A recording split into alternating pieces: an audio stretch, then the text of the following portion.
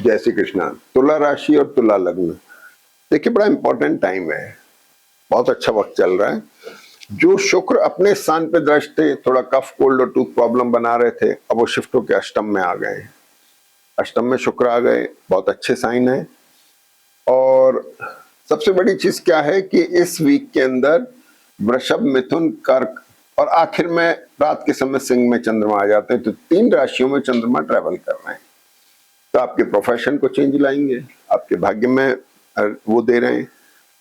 इस तुला राशि और तुला लग्न के हिसाब से राहु केतु जो अब तक पंचम भाव में वर्गोत्तम में थे, जो आपकी मानसिक स्थिति को स्टेबल रखे थे, काम में प्रवृत्त कर रहे थे, एक्टिव आपका ब्रेन बनाया हुआ था, खास तौर पे कंसल्टेंट जो होते हैं, मानसिक काम करने वाले, उनके लिए अभी भी अच्छा है, लेकिन तब और भी ज्यादा।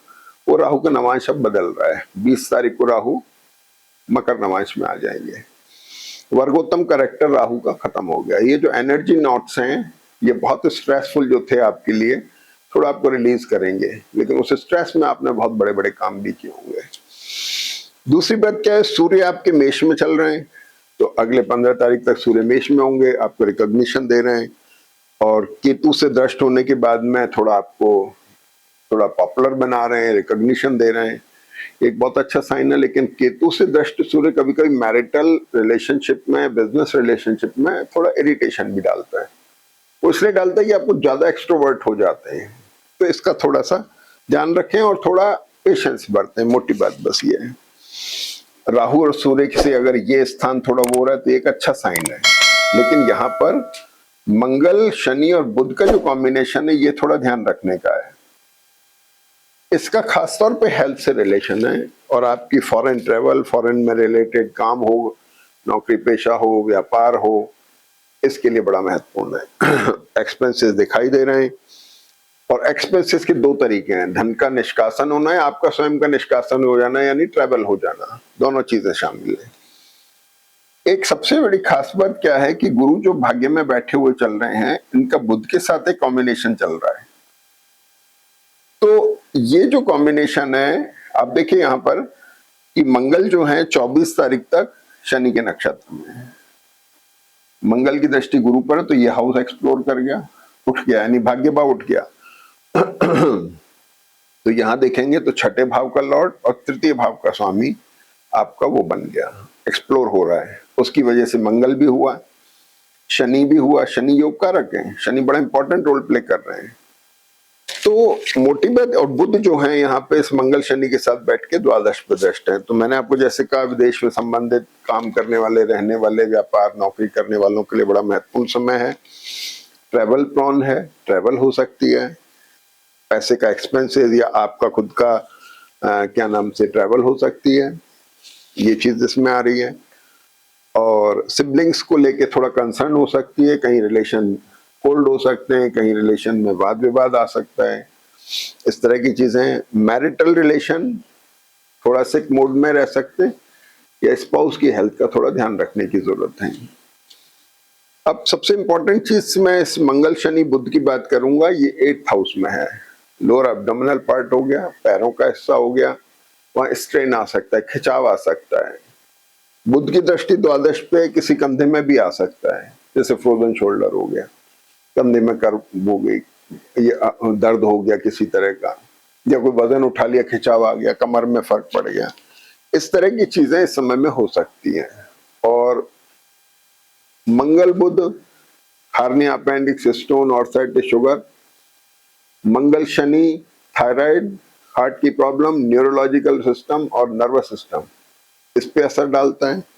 और शनि बुध एलर्जी के कारक होते हैं।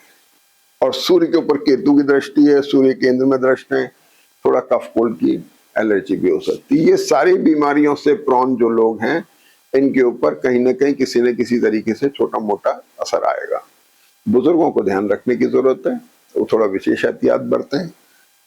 और ये जो स्ट्रेसफुल कॉम्बिनेशन है, वो आपका 6th हाउस में हुआ है। 6th house denotes to debts, disease, enemies. ये सारे के सारे प्रेशराइज हो गए। एनिमीज माने ऑब्स्टिकल, डेट्स माने लाइबिलिटीज, डिसीज। Debts, disease and liabilities, enemies, ये सारे स्ट्रेस में चले गए। मंगल ने आपका मैरिटल बिजनेस रिलेशनशिप को थोड़ा ध्यान रखने की जरूरत है। 4th हाउस का लॉर्ड शनि हो गया, एसेट के अंदर रिशफल लाना, चेंजेस लाना, ये हो सकता है। तो ये सारे कैरेक्टरिस्टिक आ रहे हैं। अब वीक जब शुरू हुआ तो चंद्रमा वृषभ राशि में रहे, अष्टम राशि में शनि, शुक्र और चंद्रमा डिसएग्रीमेंट बताते हैं, थोड़ा ध्यान रखने की जरूरत है।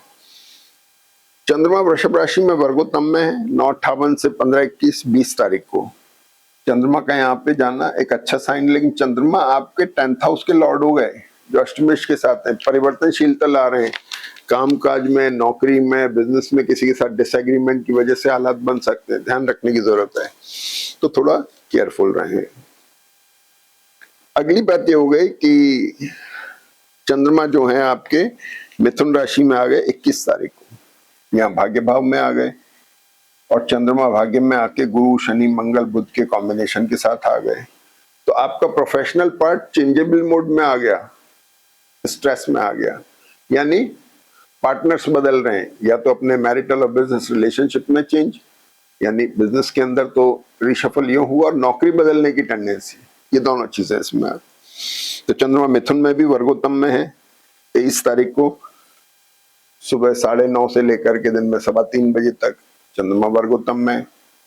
और फिर इसके बाद में चंद्रमा कर्क राशि में आ जाते हैं 3:30 बजे के बाद में, और यहाँ भी चंद्रमा वर्गोत्तम में है रात को 9 बजे तक। तो ये जो चंद्रमा की पोजीशन है 20 तारीख को ये 10 बजे से 3:30 तक, और 23 तारीख को सुबह 9:30 के बाद रात को 9 बजे तक, ये बहुत अच्छा वक्त है जिसको आप नए बिजनेस मीटिंग्स में, इंपॉर्टेंट मीटिंग्स में, टाई अप्स में, बाइंग में, या किसी तरह के एग्रीमेंट साइन करना हो, इस तरह की किसी अच्छे काम में से इस्तेमाल कर सकते हैं, बहुत अच्छा वक्त है। और वीकेंड के बाद में 24 तारीख को मंगल का धनु नवांश में जाना ब्लड प्रेशर को बता रहा है, थोड़ा ध्यान रखने की जरूरत है। और शुक्र का उच्च नवांश में जाना आपकी तुला राशि, तुला लग्न के लिए बहुत अच्छा है। तो यानी आपको इस वीक में हेल्थ का थोड़ा ध्यान रखना है, बाकी बहुत अच्छा वक्त है, फायदा उठाइए। जय श्री कृष्ण।